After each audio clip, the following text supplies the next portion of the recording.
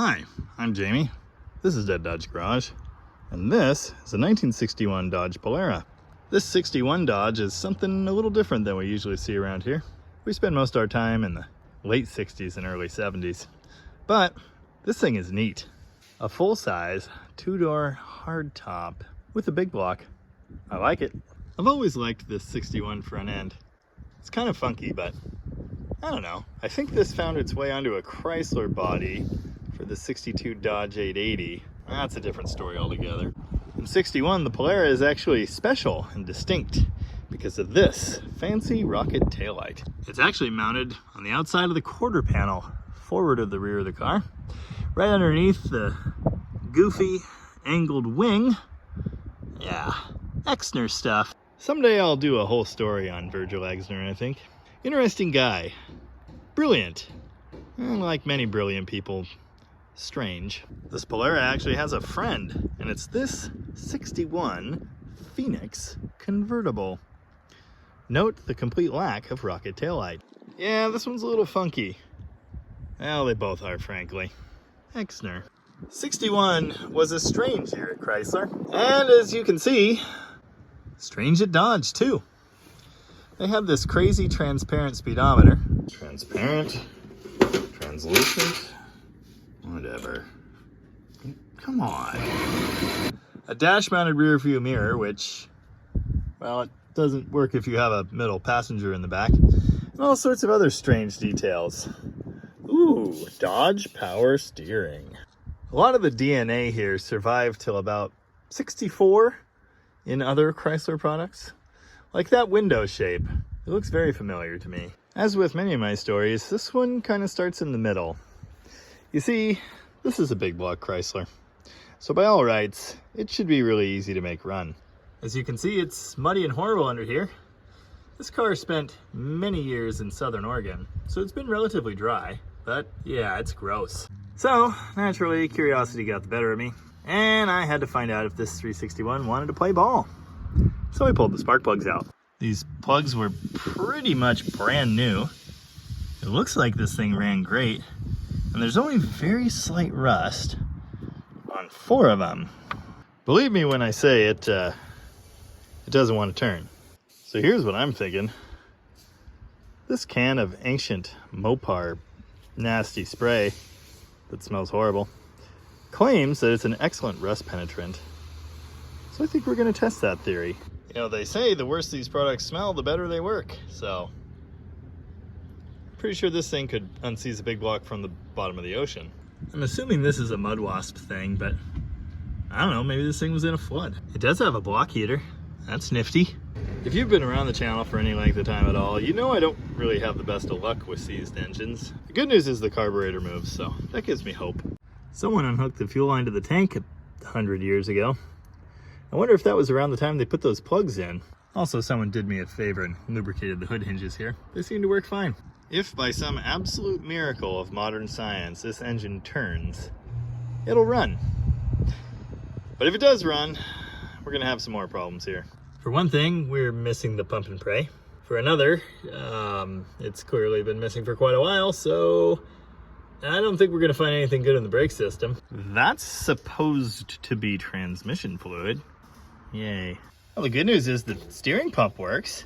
There's another feature here that seems to be common to vehicles that came from this property. Elves would come in the night and make the radiators disappear, sometimes violently. Did you notice the huge pile of poop? Lovely. Just look at it though. Yeah, this would be pretty fun to drive, I think. Oh, it did come equipped with one cop wheel, which is neat. Not sure what that is. Another weird, quirky thing from this time, the asymmetrical front seat. It's a 40-60 split, but also the driver's section is taller for some reason. These cars are members of the Forward Look family, an era at Chrysler that kicked off in '57. Featured humongous wings. Wings? Fins. Languaging is hard. Faux spare tires on the trunks of Chryslers. Goofy lights. All kinds of goofy things, really. They were supposed to be futuristic. And they are, you know, in a Jetsons sort of sense. These 61s came right before the great downsizing of the Dodge and Plymouth cars in '62. I don't have a 62 here. I have a 64. A bunch of 64s, in fact. I think these are kind of handsome, but the 62 cars, let's just say sales went down. All right, time to let the magic rust soaking juice do its thing for a while. I'll come back to this, I don't know, sometime in the future. Wow. And we'll see what we get. I am fairly certain, judging by this, that number 2 is probably where the problems are at. To all you people always saying I'm trying to be just like Vice Grip Garage, how could I possibly be anything like Vice Grip Garage? Derek's actually capable of unseizing an engine. They sure make this look easier on TV. Oh, by the way, beard's gone. If I can get this thing to wiggle, I think I could get it to turn. Although that isn't always true. The Poly in my 64 Power Wagon didn't work out that way. But I can swear, I just saw this thing wiggle. Well, that is a wiggle. Maybe you can hear it. No. But I can feel it. So, work it back and forth. Obviously, not exerting all of the force in the universe on this poor balancer bolt because it won't like that. Now you can hear it.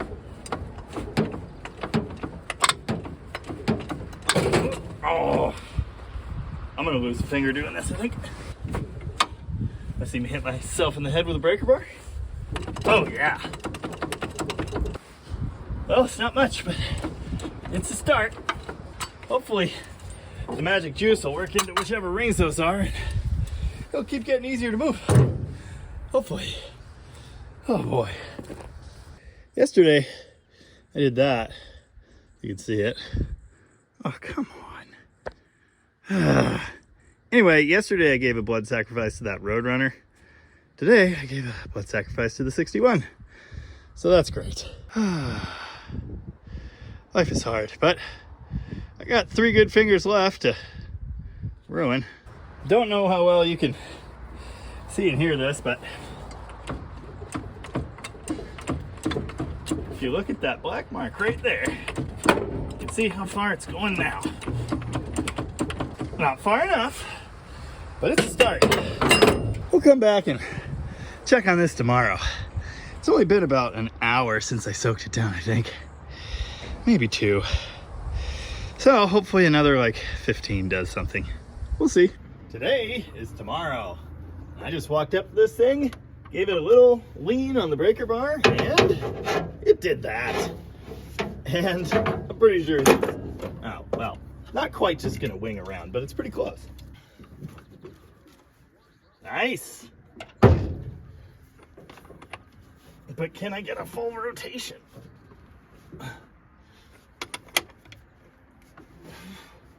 There we go.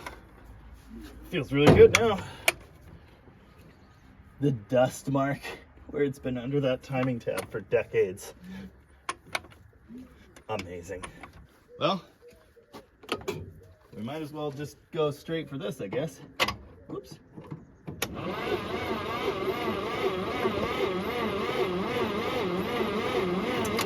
Oh, I just remembered the jump box is dead. And there's some mild smoke coming out of the starter, but it does that thing it's supposed to do. Oh yeah. Getting better and better. Cool. You know, I used to be pretty into lighting engines on fire, but not so much anymore. So, let's go ahead and vacuum up all the junk and rat turds. And we'll see if we can make this thing run.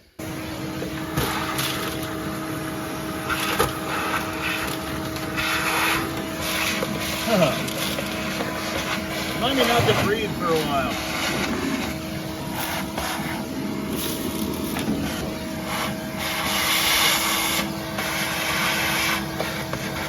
Being able to install spark plug wires would be an asset.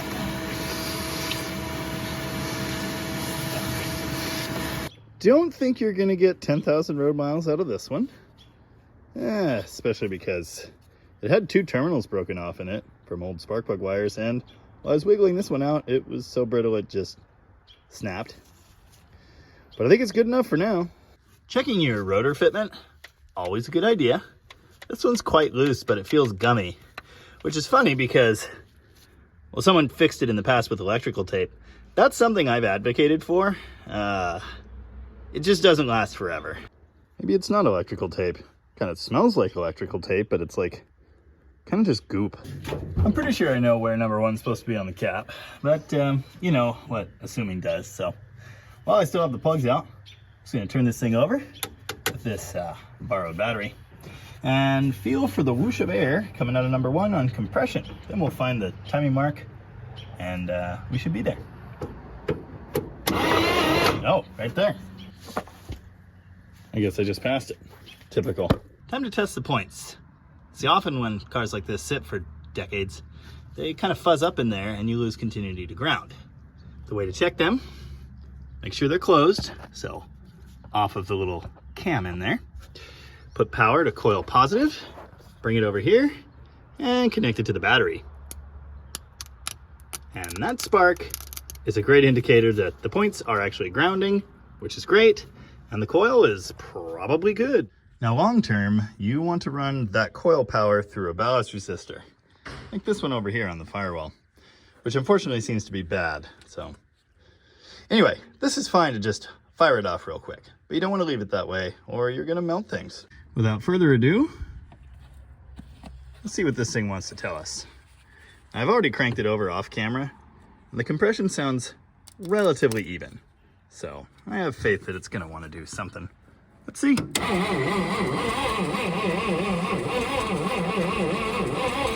Now I can take a moment to get fuel down there to the cylinders. Gave it another helping and let's see what it does.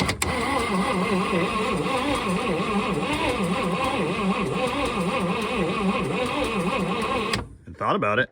How about I just use all of the gas?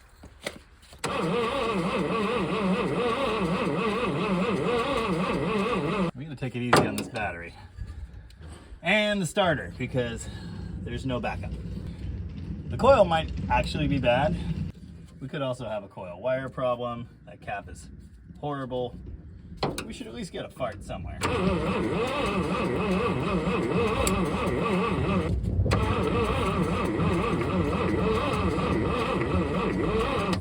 Let's give it a minute to think about that. Sparky, sparky check. Come on. Oh yeah. Tons. Could well be a problem in that cap. It's pretty gross. But we'll give it one more shot. Make some smoke, would you?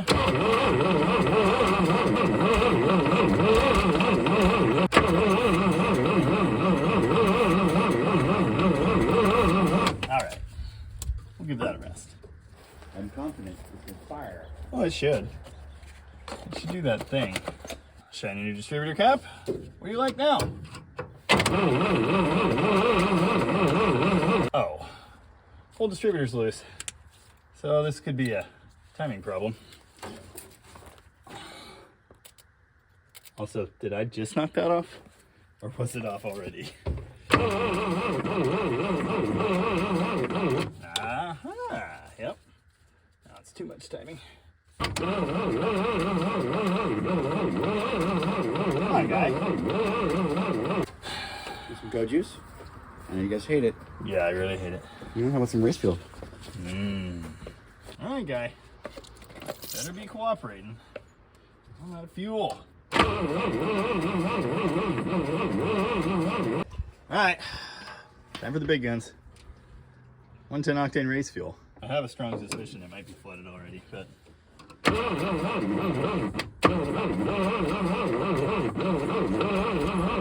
it's a good sign.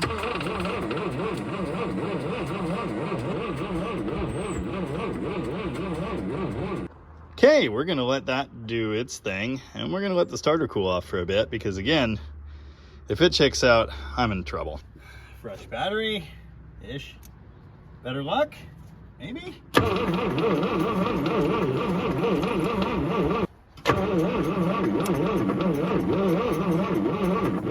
Starter's not happy. Not even a little. Now there's another starter over here on this terrible pile, but kind of hard to get to and questionable at best. Well, it's quite a bit later. So I have two ideas. Idea one, maybe it'll just magically work. Idea two, if it doesn't, pull the plugs and look.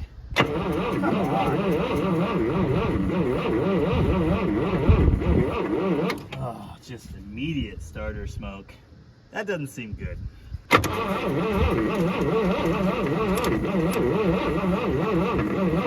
Sounded better with that battery, but still no poop. The reason I wanted to pull the plugs and look is I thought they might be wet, and they kind of are. I don't really think that's all gas either. I think some of it is the magic spray. I had cranked the engine over with no plugs to try and get it all out of there, but may have been some residual, so either way, wet plugs, not happy plugs. That could be our whole issue here. Interestingly, number 4 and 6 aren't wet, but all of the other ones are. Now it's time to clean the spark plugs with fire. I'm gonna crank the engine over. Hopefully it'll free wheelie any remaining fluids out. Not much. Some weird screaming bird over here today. Sometimes there's an owl too. There are also way more bees than I'd like. There's gotta be a hole here somewhere. If you've been around the channel long, chances are you've heard me complain about how difficult big blocks are to service. And that's true, but not really in these full-size cars so much.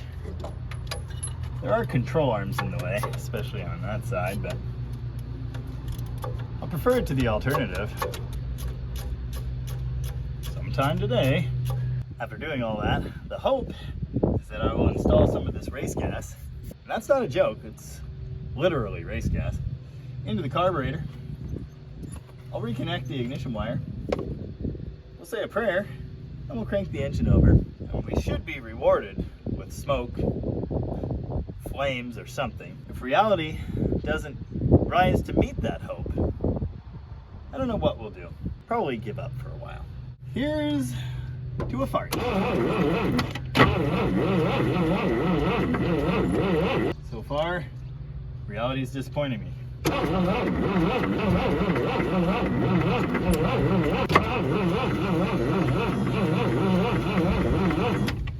Yeah, that is not a happy starter. I stole the coil off the Roadrunner. Christ's sake. That one was sparking, but maybe not enough. I don't know. Heard it pop down there. Yeah, I thought so too. Jumper cables. Truck's right here. Don't mind the world's loudest battery charger over there. Working. Not enough.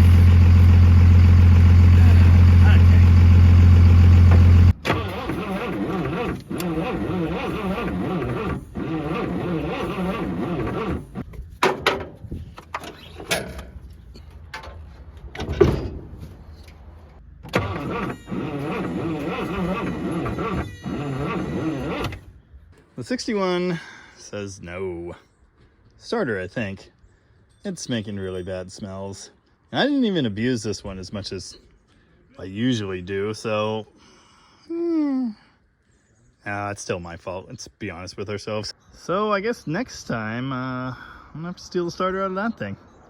And hopefully it's at least 8% better, but I'm not gonna hold my breath. Gotta come over here to a project you haven't even seen yet, which you hopefully will soon, to rob pieces that I already robbed from another project once. While we're here, will it run today? No. Not so much. Through the magic of video and the passage of time, suddenly there's a shiny new starter on the Polara. Oh yeah, I didn't do that. Evan did that. I actually found a good starter elsewhere. Well, good. Well, just hang on. But will it do stuff? Come on now, darling. Just make a little sound, all right? Just do that. This isn't enough hands.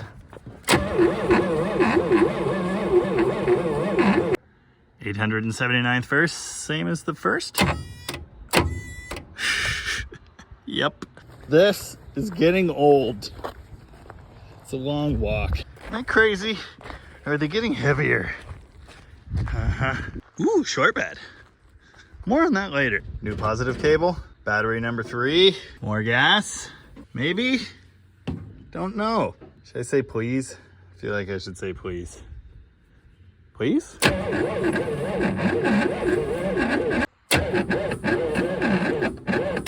See, I don't understand. When I crank the timing way too far, it does that, you know, it kicks back. But when I back it up to where it should run, it just does nothing. Hey! Ugh. A lot of things suddenly starting to make sense. The options were either 4 dead batteries and several bad starter wires and a couple starters, or the engine's not happy. And it turns out it's the latter. Whatever was holding the rings in place in this thing, I fixed. And that was great. But I'm guessing not too long after I started turning it over with the starter, a bearing did the spinny thing, the thing it's not supposed to do. Someone in the comments is going to say, why didn't you pre-lube that engine? It wouldn't have broken if you'd done that. I mean, all right, yeah, maybe. Probably not, but maybe. Thing is though, I've revived a lot of engines that have sat for a long time. Only some of them have caught on fire. Now there's that one, of course.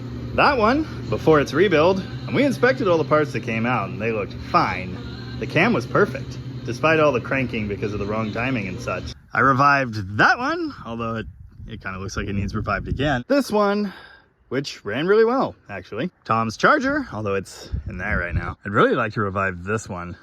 I bet the viewers would like that too. I tried to revive this thing, although it's a bit of a special case. You can actually watch a video on that. Oh, and we can't forget this one, although it wasn't sitting all that long, so I don't know if it really counts. And those are just the ones that are here right now. Every one of those went off without a hitch, without pre-lubrication, without any problems, without any obvious mechanical issues. So just don't come in here with that, you should have pre-lubed it. You don't know what you're doing. I have at least half a clue what I'm doing. Unfortunately, this one just said no. Again, I'm pretty sure it spun a bearing. Something else equally horrible. And if that was happening, I mean, there's nothing I could have done. And it's not like trying to break it free and trying to get it running made it worse than it was. If anything, we could now break this thing down easily. 2 weeks ago, this thing was sitting in a private junkyard in the middle of nowhere, covered in mud. And all I did was try and give it a new lease on life. It just didn't quite work out that way. Unfortunately, sometimes disappointment's the name of the game. I don't really know what's next for this car. It has paperwork problems, as is not at all uncommon with vehicles of this age. And it's in really rough shape, so it's not super ideal. But it's not going to become a parts car if I have anything to say about it. Look at how solid this thing is. It's just so cool. Anyway, I think we all learned a valuable lesson. Trying to revive stuff is fun. And sometimes it's even rewarding. But sometimes it's not. That's fine. And that's all I have to say about that. I really appreciate you being here. Means a lot. You're helping me in my quest for global domination. Hopefully on the next one, we'll have more luck. As ever, thank you very much for watching. And remember, if you can't dodge it, do the other thing. I'm not having a good day. Locked door, keys in ignition. Listen, it's a long story. Might be getting too good at this.